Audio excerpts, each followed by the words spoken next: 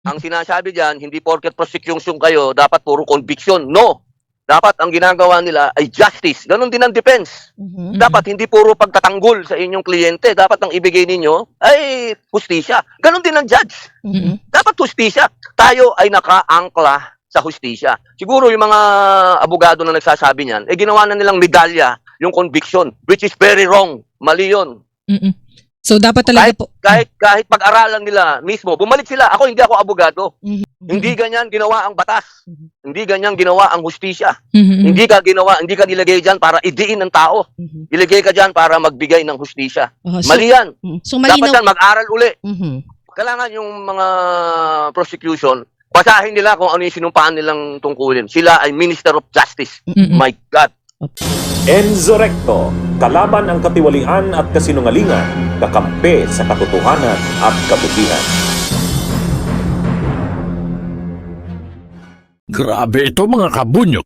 Nagkalat na naman itong si Padilla sa isang interview. Bakit po mga kabunyok? Dahil nananatili pa rin siya sa kanyang paniniwala na dapat hindi one-sided ang prosecutors. Wow! Galing talaga nitong si Robin? Ano? Mga kabunyog, nagmamarunong na naman. At ito pa ang kanyang sinabi mga kabunyog dito sa kanyang interview. Pinagsabihan pa niya yung mga prosecutors na bumalik sa pag-aral ng batas dahil hindi nila raw naiintindihan kung ano ang tunay na hustisya. Grabe, mas malala pa ito kaysa kay Cayetano. Anyway, mga kabunyog ito, pakinggan po natin ang kanyang mga sinabi.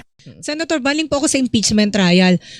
Ano po inyong tugon doon sa mga I'm sure na nakikita nyo naman sa social media yung pong mga criticism sa inyo dahil doon sa sinabi nyo na dapat hindi one-sided ang prosecution. Sinasabi nila talaga mo one-sided dahil nga taga-usig sila, tapos may binanggit din po kayo na No, that is wrong. Mali yun kasi hindi ganun isinulat ang ating batas, hindi ganun isinulat ang ating hustisya.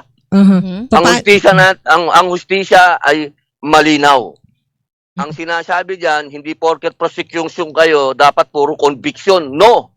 Dapat ang ginagawa nila ay justice. Ganon din ang defense. Dapat hindi puro pagtatanggol sa inyong kliyente. Dapat ang ibigay ninyo ay hustisya. Ganon din ang judge. Dapat hustisya.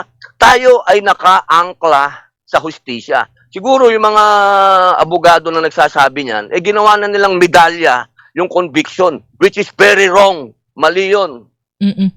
So dapat talaga kahit pag-aralan nila mismo, bumalik sila. Hindi ako abogado. Pero ako galing ako sa kulungan.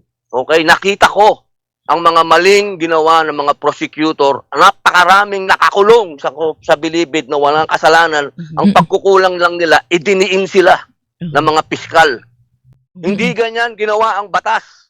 Hindi ganyan ginawa ang hustisya. Hindi ka nilagay diyan para idiin ng tao.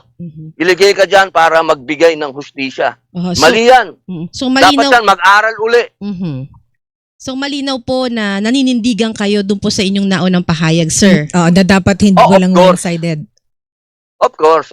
Kailangan yung mga prosecution, basahin nila kung ano yung sinumpaan nilang tungkulin. Sila ay Minister of Justice.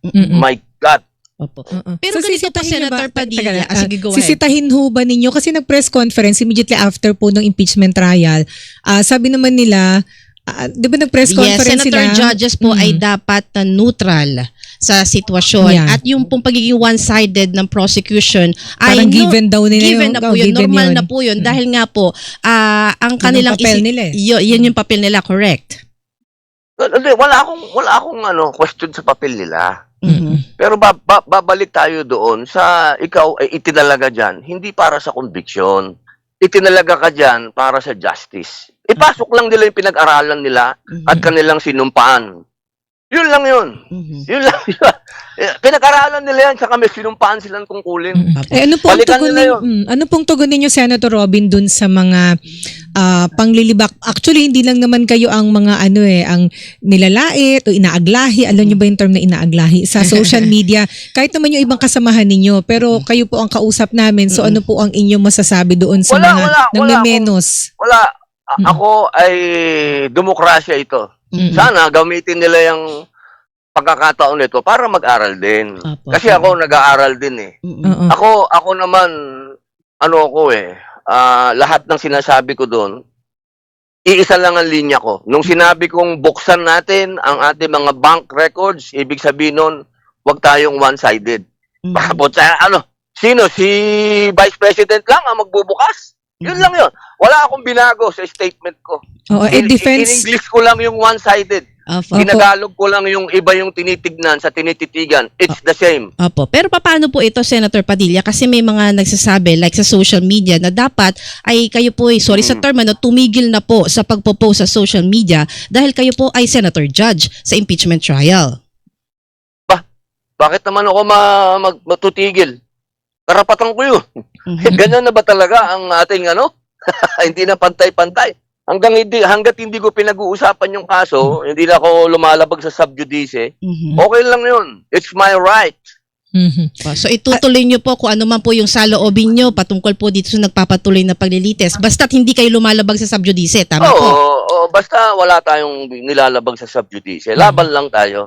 Opo. Laban tayo para sa hustisya. Laban tayo. Mhm. Laban tayo para mabigyan natin ng edukasyon din yung ating mga kababayan at gisingin natin yung mga nasa ulap at ang gusto ng kasikatan at magpahamak ng ibang tao. Hayan mga kabunyog, narinig po natin itong mga pinagsasabi ni Padilla dito sa interview. Tama ba ang kanyang mga sinabi na hindi raw dapat maging bias ang mga prosecutor at dapat hustisya pa rin ang pinapairal? Teka muna Robin, madaling magsalita at mamuna ng hustisya. Pero bilang mambabatas, hindi mo ba alam ang basic na tungkulin ng isang prosecutor? Ang mga piskal o prosecutor ay nagiging tapat lang sila sa kanilang mandato. Ang suriin ng mga ebidensya at magsampa ng kaso kung may probable cause. Hindi naman darating sa punto na yan kung walang nakitang paglabag si Sara, di ba? At ang iyong pinagsasabing bumalik sila sa pag-aral ng batas ay isang malaking kahangalan dahil mukhang ikaw mismo ang kailangang mag-aral at umintindi muna sa sistema ng katarungan bago ka magmagaling sa publiko.